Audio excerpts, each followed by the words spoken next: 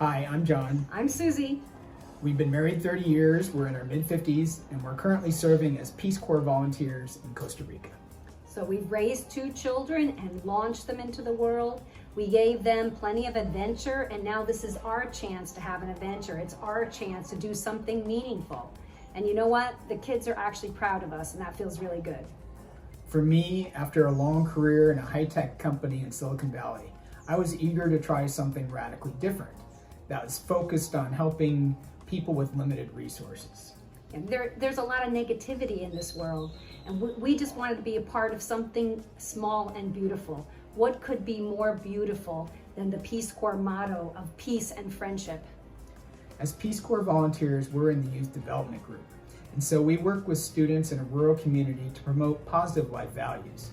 In a typical week, we work in the grammar school and the high school, and we do interactive activities to promote self-esteem and other positive values. And in addition, we have a whole bunch of clubs: volleyball club, chess club, art club, English club, movie night, and we put a lot of effort into our scouting group, and it's been incredibly rewarding. I've learned that Peace Corps service is really a privilege.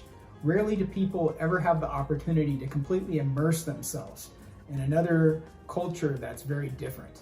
We've been welcomed into homes, into families, into schools, and we feel like we are accepted as valuable members of this community, and we will cherish this experience for the rest of our lives. Yeah, we came here to teach all kinds of things, but really we learned a whole bunch more than we could ever teach. And John and I have always been close, but we have never worked together before, and it's been really fun.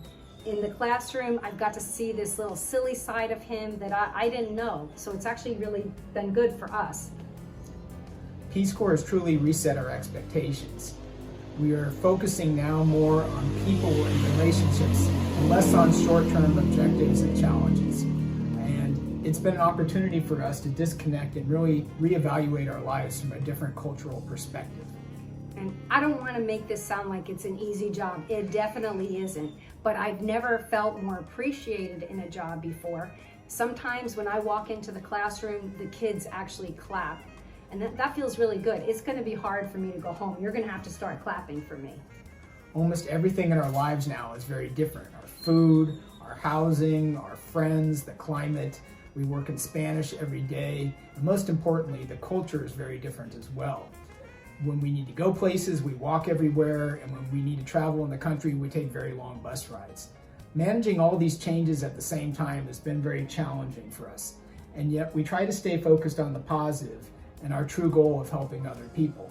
And as a result, I think it's made us a lot more flexible and resilient and empathetic and positive about the world.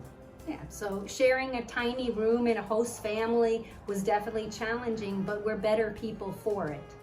And so many people in our community talk about the volunteer that lived here 20 years ago. And 20 years from now, I want them to be thinking about us and how we really believed in them and in their potential. So we had a good life in California. We were proud of the accomplishments we've done, the things we've done, and also the service projects we've been involved with, but nothing has compared to how we feel about opening our heart to our community.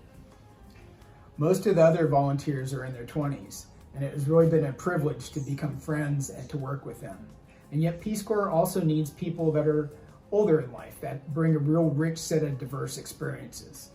Yeah, I didn't realize how useful it would be to Peace Corps, but we're kind of like the mom and dad of our whole group of these young volunteers, and they come to us for help and for guidance.